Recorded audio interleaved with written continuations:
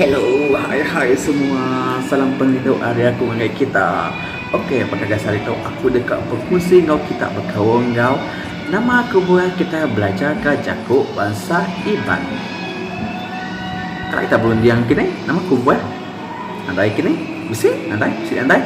Okey, jadi aku berkongsi ngau kita nama aku buat kita mesti belajar ke jakuk bangsa Dirimpu. Keterubah. Ngambil ke kita boleh ngetangka jakuk Dirimpu, ngambil ke nak tinggal pemansang dunia, ngambil kita nak tinggal singkel bakal bangsa bukai. Nah, keterubah.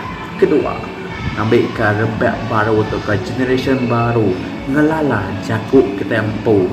Tidak nemu untuk jakuk kita ianya jakuk Iban.